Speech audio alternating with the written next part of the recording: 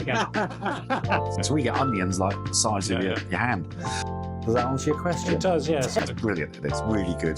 Tea and cake. Oh, jam. Lots and lots of jam. Lots of scones. Well, when it went up to 48 pence a kilowatt hour, my investment had matured 400%. Yeah. The solar is just one part of a low carbon lifestyle. So we've come up to King's Lynn to the solar shed to meet with Kevin Holland. Now, Kevin is the forefather of the English solar industry, and we're delighted that he's taken his time out of his day to talk to us. So, Kevin, can you tell us a little bit of the solar shed and how really that came about? Certainly. So back in 2008, I got into solar, thermal solar, selling thermal solar to end the oil wars. That was the drive. Because your background is what exactly? I was a police officer. And my last few years was in central government communications. Right. And a lot of it was around counter-terrorism. And a lot of that was the emerging threat from the Middle East. After what was going on over there, people over here, sympathisers and all the rest of it. So I'd come out of the police. Oil prices were going through the roof, and I needed to start looking at saving money in the house because the economics of me living here wasn't working on the wages I was on. So I got a job in thermal solar, and that to me was the be all and end all because for 7 to 8 months of the year, my oil boiler never went on for the hot water. And that's how it started. And then a few years later, I started bringing customers back in. It was a bit of a ramshackle old shed at the time. It was the old fisherman's. It's beautiful now. Oh, it is now. It's a really nice working environment, but it used to be very, very raw, very, very bare, very cold, very, very damp. And I spent a few quid, got all kit out and started bringing people back here. So rather than me going to the houses and selling, we bring people back here to encourage them into that low impact. So it's very, very low impact lifestyle. So we got the composting, we've got the fruit beds, we've got the water harvesting. You built an amazing environment here. I am going to take credit for all of the work of my wife and mother-in-law. I'm just looking at the raspberries. They'll be going all the way through to November. They will. The strawberries this year are amazing. But the whole of the garden was built up on fish guts. This used to be an old fisherman's shed. That's why it's so fertile. So all of the fish would be processed in here, and then all the guts would go onto the garden. Okay. So we get onions like the size of your hand.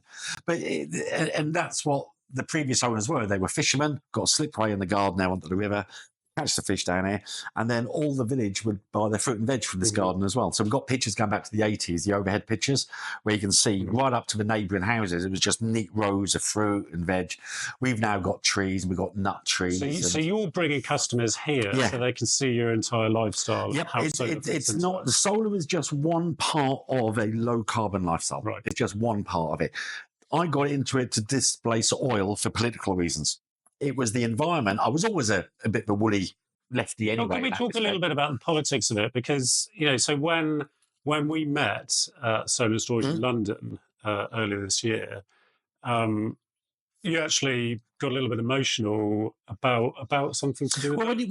When you actually think about, well, for me, when I think about why I need to do solar was to stop what I was seeing in the Middle East. It was 2007, 2008. Kids were coming back in body bags, and we were sitting there putting an oil boiler on just so we could run a bath. Why were we in the Middle East? For oil. The first business contracts that were put on BP, Exxon, FINA, they carved it up. We were still we were still liberating when they were carving up the oil fields. We secured the oil fields. That's what it was about. We've secured it. We grow all our own food, we store water, all of those things, generate our own power, and reduce the need for that global political structure built on derivatives. The whole of the pensions, everything in this country has been built on oil and mining derivatives. And we've got to break those links with the fossil fuels. But we've got to look after the industries. We can't just do what we did with the coal miners. We've got to make sure that we bring them with us. The people exploring gas, the people who are drilling and mining for oil. We've got to bring them with us. Do you think, so you've been talking about this for a long time. Like, what kind of reaction do you get from people when you put it in those terms? Where do I sign? I do, really. Because like, my impression is, because obviously my background's in military intelligence. I've served in Iraq second time around, and I served in Afghanistan back in 2010. And, when you talk to people about, when you're in the military and you talk about the micro, it's like, well, you're going to do the job and your job is this. And you sort of don't really think about the policy. You can't really allow yourself to Same think as when I about was in the politics. police. Ours is not the reason why. But when you step back from it and then you maybe have those conversations with people, look, well, why are we in Iraq? What is the purpose of this? How is it benefiting the guys in, a resident in Billingham or wherever in the UK? I don't really think anybody ever wants to talk about that. It's just like, No, they don't. it's over there. And people I are don't want quite to have that. shocked. It's a difficult, We're surrounded nasty here. conversation. I don't want to have it. We're surrounded here. RAF Marlham, Lakenheath, Mildenhall. There's a lot of service military around this area. We all know why we went to war. And as said, people don't talk about it. People would rather watch it on the news and then blink at themselves. Mm-hmm. Our industry has built itself on the finances since the feed-in tariff started. Now, I was in the industry before the feed-in tariff started, so my mind has been set on the reasons why people do solar. Right. Now then there was a financial mechanism. For 9-10 years, we had a financial reward structure in place. And the likes of Martin Lewis, and it was all about advertising a government policy. So it was a government policy-led industry, fledgling industry. 2019-20 comes along and they stopped the feed-in tariffs. We've now got a free market. When you actually sit down and talk to people, no one comes in here and says, I'm doing this to earn money. I said, one of the things is, what are you trying to achieve and why? Not just what are you trying to achieve? Well, I want to be as grid-free as possible. Everyone does. Why? Well, actually, mate, I don't know too much about this climate change, but there's a lot of news about it. Or somebody will say, I went to a seminar and I am convinced that we need to do something about it. I need to decarbonise my life. We've got people who at the U3, the University of Third Age. There was a guy about 15 years ago locally, done all the different circuits, WIs, U3. Right, okay. And he was giving people a speaker. Yeah. He was on the. I'm on a speaking circuit with the WI. It's brilliant. It is really good. Tea and cake. Oh, jam! Lots and lots of jam. Lots of scones. And you get 50 quid for your field as well. It's quite nice. But this bloke, he'd come up with a formula where people can work out what their carbon footprint has been over their lifestyle. Now, these people are in their 70s and early 80s, but they were the ones who were holding the wealth. So back in 2008, 2009, they were our customers, and they were the ones who were driving the renewables because they were in their head. They've got 4 years, 5 years to decarbonise as much as they can. So they were spending all their inheritance on thermal solar, early adopters of PV. That's why they air source heat pumps. They were getting rid of their oil and getting rid of their gas, and they were the first adopters of EVs as well. One, they've got the money, because they've accumulated their wealth. The rest of us are still accumulating and paying things off. But they had it and they drove it. And it wasn't about the money. The savings are secondary. They were given. You're going to save money if you generate your own. It's as simple as that. But it was all those other reasons. And who doesn't like soaking in a free hot bath at the end of the day? So moving forward to 2025, obviously, and the world has moved on, isn't it? Yeah. So the market's different. You're not getting paid in the same way, but there are export tariffs. And again, but like the electricity that regular people are buying has never been so expensive. So lots of data around at the moment saying how people in the UK pay the highest electricity costs in the world. I'm sure there's some semantics about the detail of that, but in general terms, we're paying 2, 3, 4 times as much as other countries. So that has actually sort of re-kicked in that financial motivation. It has, but again, that's political as well. So it's good for our industry that the electricity market is tied to gas because that's driving demand. As soon as we're no longer tied to gas, basically what they said, my understanding is, and I deal with residential solar and factories. I don't deal with the big policy stuff, but my understanding is that the price of electricity is on the spot price of gas. And the reason it's on gas is because gas is our base load. It's for the inertia of the grid, yeah? Whereas in France, they've got nuclear. So they set their electricity prices on the base prices of the nuclear. And I think it's in Germany, it's actually based on the renewables. So it depends on what your base load is what's going to set the price. But over the next year, you'll see electricity prices fall, be a few percent here and a few percent there because the demand is going down. A lot of it is because of the tariffs in America. People are going to stop buying things and transport and all the rest of it. So prices are going to go down. So people are going to save less money. Whereas up until 2 years ago, solar was always an appreciating asset. And then energy prices absolutely ballooned. And the government had to intervene with billions of pounds of taxpayers' money. And energy prices are now, for the next 2 or 3 quarters, are coming down. So people are going to save less this year than last year. And then eventually in the short 30 Listen, when I had that first solar system, people said I was mad. $5,500 on 8 panels. And that was at cost price. And electricity was 11.5 pence a kilowatt hour. And people said, you're mad. You're mad in 2010, 2011. You're mad. 11 pence a kilowatt hour. And how much are you using in the shed? Well, when it went up to 48 pence a kilowatt hour, my investment had matured 400%. Or appreciated 400%. And that was only in 13 years. So tell us a little bit about the solar shed and how you operate now. So you get the people in. Yeah, customers come here. So we got. I've been a columnist in the newspaper, local newspapers for many years. I'm a bit of a community player as well. So I'm involved in festivals and different bits and pieces. I also run a community social media account. It's a free promotion account. So I'm fairly well known locally. I decided instead of being a salesman, I'd be a talesman. Where I tell a tale. So we invite people back here. They come to the solar shed, which is a 250-year-old fisherman's barn at the bottom of the garden. We've got a slipway in the garden onto the river. So we talk about tidal energy. Up on the riverbank, it's windy. We talk about the wind. We talk about all the different renewables. Walk back through the garden. We show people how easy it is to grow 70 different varieties of beans and fruit and veg. We've got the nut trees and we've got an orchard.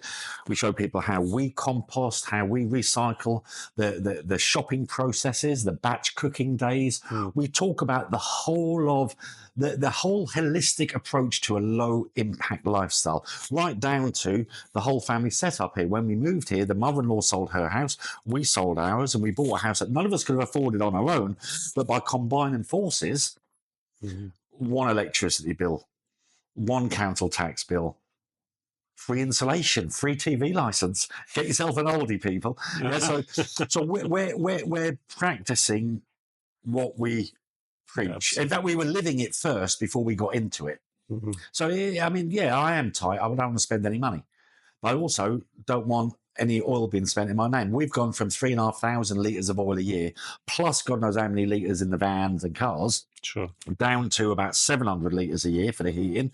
We've got other things. We've got electric heating. We've insulated, internal solid wall insulation, but we still need some heating. And the house is now ready, within the last year to 18 months, is now ready for an air source heat pump. And for a house that's built on earthen foundations with solid walls that dates back over 500 years. Make a good case for it, It's going to be the oldest house in the country that is running totally on renewables. It will be. So I've got plans for a tidal barrage to go in. So I'm working with various people, developers and funders, and we're going to build a raft with a wheel on it, and we're going to generate electricity, and then I'm going to beam the electricity into the house. So how's that going to work? I ain't got a bloody clue.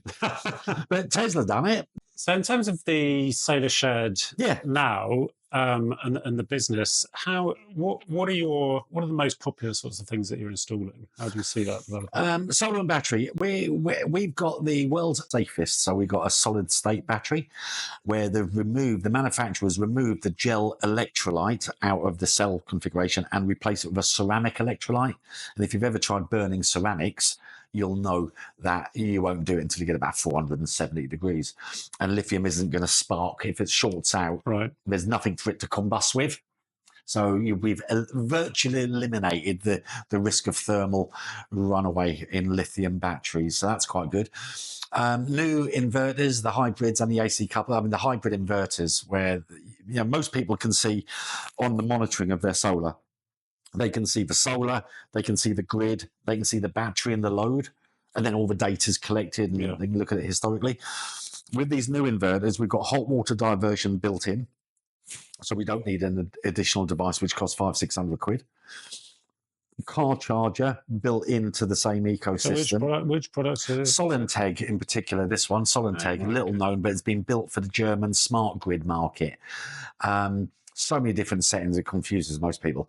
But it's also adaptable. You can have a generator. So if you've got a whole house gateway, which there's generic gateways out there, so the whole of the house runs through. So if you've got energy in your battery in the middle of winter when there's a power cut, brilliant. If you haven't, you can just pop a generator into it. So one inverter, 7 different things to monitor, to control, and to divert the energy. It's a whole house ecosystem. That's quite nice. People are... There's a lot of information around on the forums. There's Facebook groups. I try to tend to stay away from them. But people are getting very, very clued up. So people like me don't need to do as much talking anymore.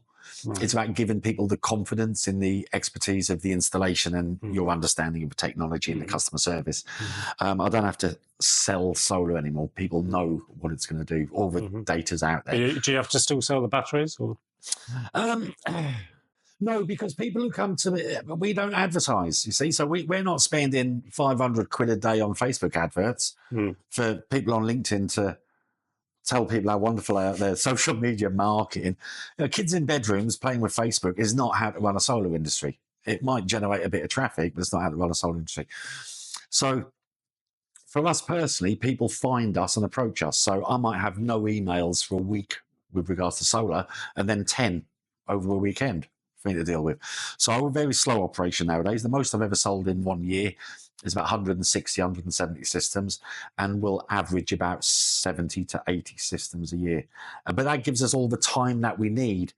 People find us and they see the website. They want to experience this. They want to come to the solar shed. They want to see, because they're coming up to retirement. They want to save money on this shopping bill, so they want to know how to food. Composting and waste recycling is actually a bit of a day hobby for some blokes when they get to a certain age. Yeah. Do you know what I mean? So if you haven't got a lot of space, you want to make best use of the space that you've got. So people have little workshops in the garden, a recycling area. And people get quite innovative with water retention or water harvesting and irrigation and all that sort of stuff. Even right down to growing herbs and growing fruit in baskets rather than just in the ground. If they've only got a small garden or allotments or they've only got a balcony, we can teach people how to do things that way as well. It's not, solar is just one part of the end game. I want to live cost free. I want to live carbon free, and that helps. Does that answer your question? It does, yes.